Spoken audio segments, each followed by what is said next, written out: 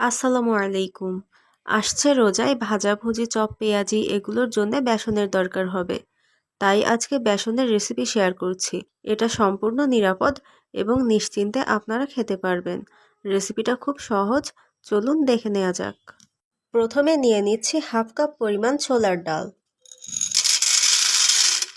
নিচ্ছি half cup পরিমাণ মসুর ডাল, হাফ কাপ পরিমাণ মুগ ডাল, হাফ কাপ পরিমাণ পোলাওয়ের চাল। প্রত্যেকটা ডাল হাফ কাপ পরিমাণ নিয়েছি। চাইলে এখানে খেসারির ডাল বা মটর ডাল যে কোনো ধরনের ডাল আপনারা নিতে পারেন। বড় একটা গামলায় ঢেলে নিচ্ছি এগুলো পরিষ্কার করে ধোয়ার জন্য। পরিমাণ মতো পানি দিয়ে দিচ্ছি। 3 থেকে 4 বার ডালগুলোকে উল্টে পাল্টে খুব ভালোভাবে ধুয়ে নিতে হবে, যাতে করে সমস্ত ময়লা সব চলে যায়। 3 থেকে 4 বার পানি পাল্টে খুব ভালোভাবে ধুয়ে নিয়েছি। এরপর এরকম একটা ছড়ানো পাত্রের মধ্যে সুতি কাপড় বিছিয়ে এগুলোকে খুব ভালোভাবে বিছিয়ে দিচ্ছি। কড়া রোদে 2 থেকে 3 ঘন্টা খুব ভালোভাবে শুকিয়ে নেব। এরপর বাকি প্রসেসটা দেখিয়ে দেব। চাল ডালগুলোকে খুব ভালোভাবে রোদে শুকিয়ে নিয়েছি।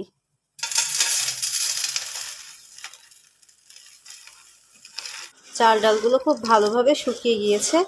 এরপর একটা প্যানের মধ্যে ঢেলে নিচ্ছি। মিডিয়াম থেকে লো হিটে খুব ভালোভাবে টেলে নেব।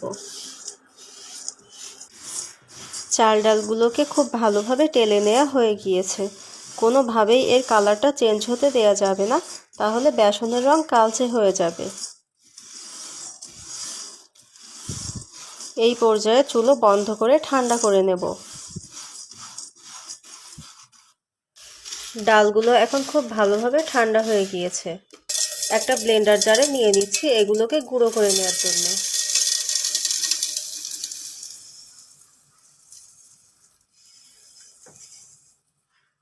বেসনটা এখন সম্পূর্ণ গুঁড়ো করে নেওয়া হয়ে গিয়েছে।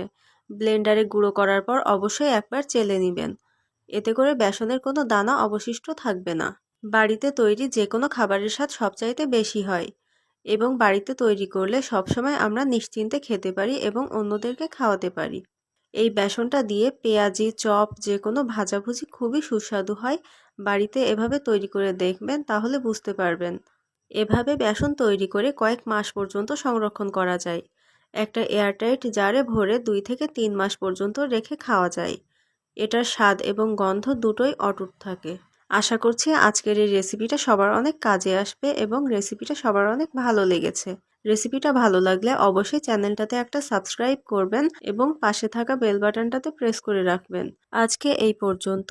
সবাই ভালো থাকবেন। আল্লাহ হাফেজ।